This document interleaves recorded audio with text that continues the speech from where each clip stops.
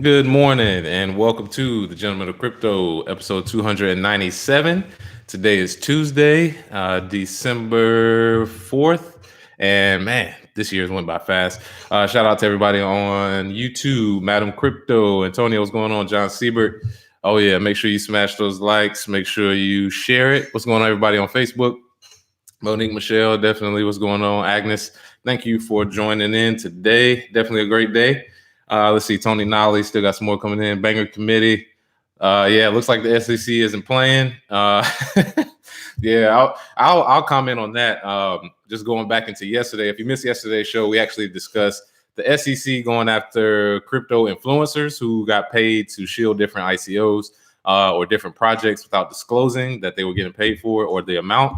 Like we said here at the Gentleman of Crypto, we've done our due diligence, so we're all good on that. Other people like Supple, man, you are right. And we will get into a few other people who may be on that list later in the show. But yeah, Supple Man, if you don't know, on Twitter, Supple Man and Ian Bellino are probably the two biggest names of people that came up when this SEC charge thing started happening.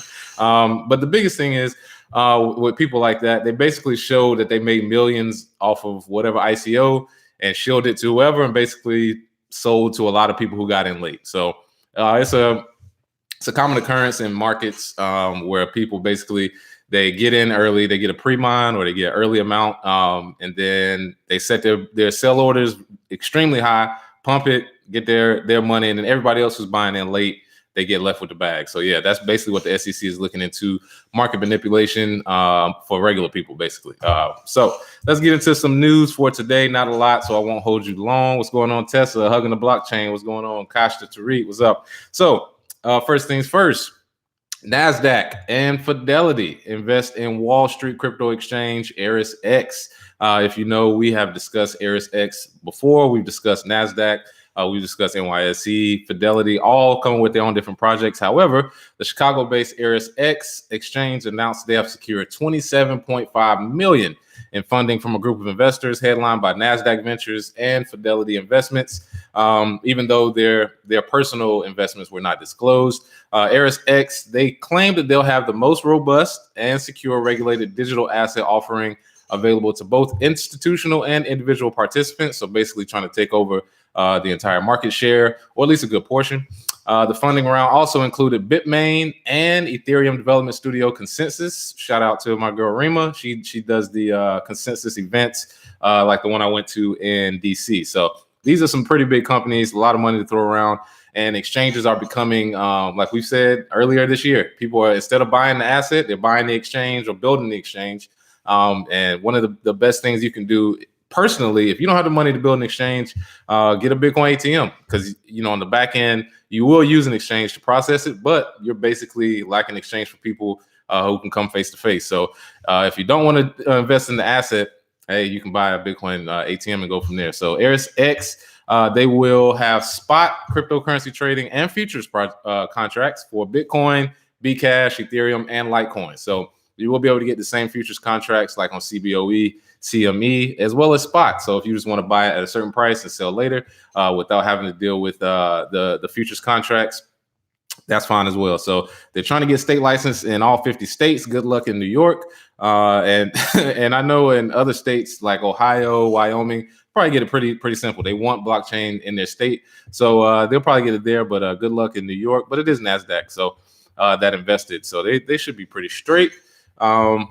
And just another centralized exchange, so to say. So let's do some shout outs. Crypto Ty, what's up, brother? Leroy Forbes, good afternoon. Cool Works, my man ATL, Kevin Hodges, everybody, what's up?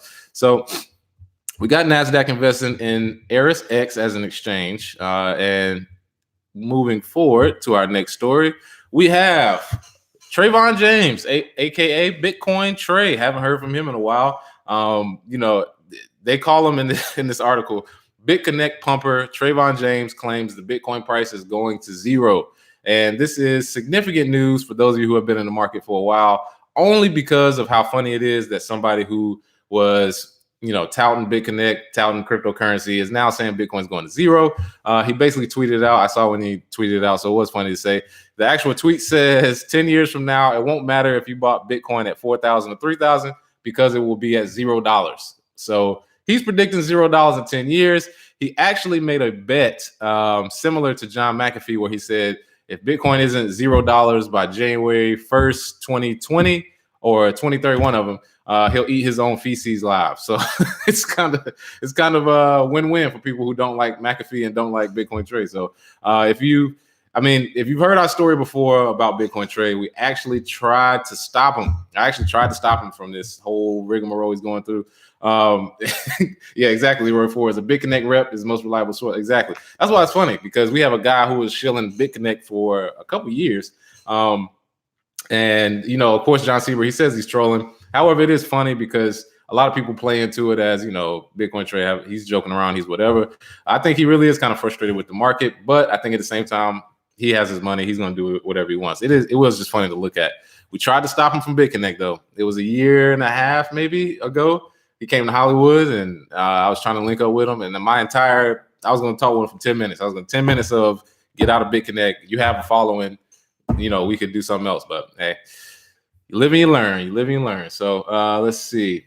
Ken Bozak tried to stop him too. Yeah, Crypto Q. That's what I'm saying. I saw Ken at World CryptoCon. I wanted to bring it up to see if he had to, but everybody I know that's kind of responsible in the space tried to tell him, like, dog, what are you doing? This is multi-level marketing / scamming stuff, and you don't need it. I've tried to actually talk to a few companies about the scams they got going on, simply because I have clients that I consult with who ask me about them, and then they have family members who ask me about them. I'm like, no, just stop going towards the scams. They sound good for a reason. So it's too good to be true. Leave it alone. So Bitcoin trade gives his take. Probably a joke, but it should be funny to see in 10 years if Bitcoin will be at $0. And if it's not at $10 by January 1st, 2020, he says he'll eat his dog's poop. So, it should be funny to see. McAfee, he said if Bitcoin isn't at 1 million, he would eat his own crotch. So, it should be funny to see there. But shout out Killer Denton. Thank you for joining in. It was at Kyla. Sorry for joining in on Facebook. So last story of the day. Like I said, don't have a lot of news for you today. Very slow news day. A lot of journalists have left the building. But a unfortunate story in South Africa. A Bitcoin trader was drugged, beaten, and tortured to give up his bank account information and his Bitcoin holdings. A Bitcoin trader from Lanseria in South Africa narrowly escaped death after being drugged, beaten, and tortured by suspected kidnappers, narrating his near-death experience in a local news report. His name is Andrew, is what they call him. And he's reported to go, he went to an undisclosed residence about 1 p.m. to conduct a presentation to an audience of 6 individuals. One of these people snuck up from behind, stuffed a cloth in his face, and went from there. He was surrounded by people. They basically wanted his password to his crypto wallet and his First National Bank account. So this is classic kidnapping. Of course, Bitcoin is thrown in there because it is a valuable asset now. People have done what they can to steal it, but we always throw these stories in just to remind people, be safe out there. Your personal safety as well as your computer and Bitcoin safety is very, very important. And they also got around, 59,000 worth of Bitcoin, 7,200 from his bank account, and cash, and 2 iPhones and laptops. So very sad to hear there in South Africa. However, when compared to regular life of how things go, the word Bitcoin being thrown in there is one of those things you have to put in there because it's what was stolen. But people look at it and like, see, people getting robbed for Bitcoin, people getting taken. On a grand scale, this happens, less than a dozen times a year. And when you look at it based on statistics of cities and countries, that's nothing, just a drop in the bucket. So even though we don't like it to happen, just want to make sure we remind people, be safe out there. Make sure you keep that thing on you if you have to. For those of you who already do, make sure you got your license on you. So let's see. Sergeant Crypto, what's up? John Sieber's good being public places. Yep. Definitely. I will comment on that. When I was doing local Bitcoins like 4 years ago, I would always meet people in a bank lobby or in front of the police station, which is funny now thinking about it, because I thought it was just, hey, you got to be safe. But people used to always be like, hold on, you want to meet in a bank? I was like, man, they got more cameras than anybody. I don't like banks, but it's either them or the police station. So it used to, it did cut out a couple people. A couple people were like, no, I'm good. So I was like, yeah, I knew what was going on with that. However, most of the time, 99% of the time worked out just fine. Most people were just trying to trade crypto. So that was all good. Let's see. presentation. They actually do be okay. I've been, oh yeah, Kevin Hodges. Yep, trying to do a presentation. Got my man hugging the block. Yep, get the strap. Shout out to 50 Cent and Leroy Forbes. When you fighting a system, you got to be ready. Exactly. Nobody has ever fought against a system, a big system, a global system like this, and been able to just waltz all the way through. We've seen regulation on the litigation side. We've seen some of the personal violence side. Some people get kidnapped. So you have to, definitely watch yourself and be out here safe. So let's see, Panji Smoke. Hey, how you doing?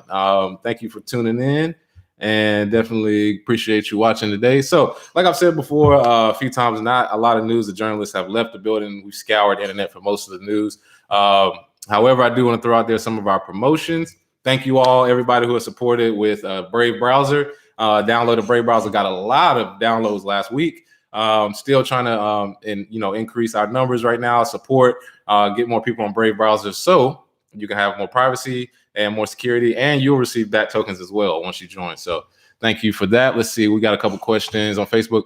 What about fake me out news that Ethereum Classic was shutting down? Only 2 articles, so don't know it. Yeah, that was one of the ones I saw. However, a lot of the articles, when you look them up, the sources are very important, because I've known people or heard of people who build these crypto news sites. They throw out the first thing somebody emails them, and then they just deal with it later, simply because they're not scrutinized like a CNN or Bloomberg yet. So yeah, if you don't see it on one of the major ones, or see it on multiple sites, or usually Twitter is usually what I use from the sources that I trust, then it's probably fake news, or something very small and they blew it up into it shutting down. It may have been a dev left, and they may be shutting down operations for a month, and then the headline is Ethereum Classic shutting down. So we'll see. Yeah, that's how yeah, fake news, man. That's how it goes. But let's see. Any more news out there? Questions? Anything else? Let me know. I'll go for a couple more minutes before we get off here. Oh yeah, definitely want to mention. Oh, okay, here we go. Zach Hart. Is there a faster way to get fiat to crypto besides linking bank accounts to Coinbase? Yes. It will cost you though. I am a big proponent of Bitcoin ATMs as an owner myself, and as a person who uses them all the time for cash, because I'd rather use it. I'd rather pay the fee than use an exchange most times. Look for Bitcoin ATMs on Coin ATM Radar in your local city. You can do it there. Also, if you do the KYC process on local Bitcoins, you can actually get people in person to pay you in cash, or they can PayPal it to you. Also, if you want to buy crypto pretty quickly outside of using Coinbase, Uphold. That to me is the quickest way. Uphold has been very fast. All of my transactions, all of the withdrawals. Usually withdrawals, it states 5 to 7 days, but it's usually the next day. It's same thing with purchases. Purchases usually within that same day. Crypto cards. That's where I'm going next, Antonio. Crypto credit cards, depending on where you live at. Crypto cards are great. BitPay is good for most people that use it. Business-wise, if you have a business, definitely. Personally, there are some other ones. Yeah, and unfortunately, Uphold doesn't work in NYC. So if you're in NYC, Zach Hart, can't do it, brother. Sorry about that. But there's a good amount of ways to do it. And one of the biggest things you want to make sure you realize is it will cost you more for more convenience. So whenever I tell people the different ways I do it, I'm willing to pay that price. I'm a little deeper in the game, so I'm fine with that. But for those of you just starting, use an exchange if you want less fees. But Bitcoin ATMs, very good way to go for purchasing any crypto that you want, or the big cryptos that you want, because most of the ones I've seen has been Bitcoin, Ripple, Bcash, Ethereum, and that's pretty much it. Monero had a few of them, but most of them are just Bitcoin, so you should be all right. Hopefully that answers your question. Shout out to whoever just joined on Facebook as well. So I'm gonna get out of here today. Like I said, not a lot of news, a few updates. Yeah, BP. Yeah, this market does suck when it's not crashed, but great time to build. I'm teaching myself Amazon Web Services and a few other things, building smart contracts. So that's going to be the wave in 2019. For those of you who have anything that you're working on, make sure you comment it under this show. Put your public address for the cryptic coins, and we'll send those free cryptic coins to you. I just want to know what people are working on. Like I said, journalists have left the building, traders have left, influencers left. The gentlemen of crypto are still here, pushing strong with our warriors. So I just want to see what other people are working on, what you want to do in 2019, and let me know, and we'll send you those free coins. So let's see, a couple more questions. Captain James, how's the ATM trip? Good. It's actually good location. Got a lot of foot traffic. So partner with some people. So it's one of those things where you have to, make sure you have your stuff in place, make sure you have your compliance. But I'm working with some good people, so it's all good. And yeah, let's see.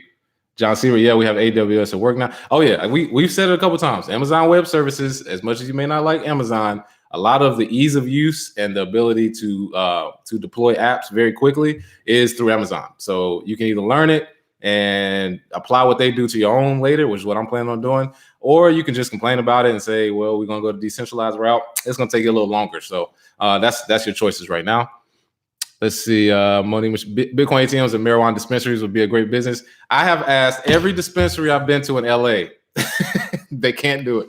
They literally cannot do it simply because of the laws are so stringent now.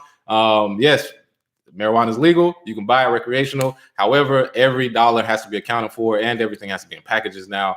And if they accepted Bitcoin, I've given a couple of the bartenders, bud tenders, as they call them, I've given them Bitcoin as a tip, but you can't actually pay with it or have it as ATM because when they get their cut, they'll have to include the Bitcoin part. But we are working on that. That will change someday, so we'll learn. Let's see, who else we got? BP working on accumulation. Absolutely, that is what everybody should be doing right now. Take $40, $60 a week, buying Bitcoins, buy as much as you want, because that's what the big players are doing. And I'm learning smart contracts a couple different ways. Udemy has a great course on smart contracts and blockchain development.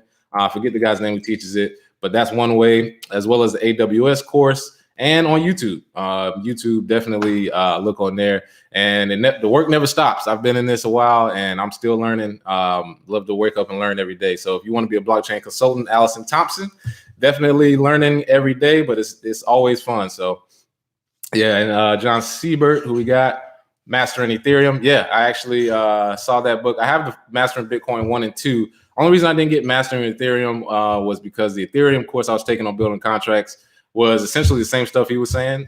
So it kind of was both, but great book as well. If you want to I'll probably buy it anyway, just to support him. I buy everything Andreas Antonopoulos if possible. And let's see who else we got. Captain James, shout out to the come on, man. So yeah, shout out to the Satrix of Carolina. They out there, whoever. But yeah, so let's see, a couple more people on Facebook, I think, coming on in. Thank you for joining. Let's see who we got here. Platinum Blade, Ethereum or ADA?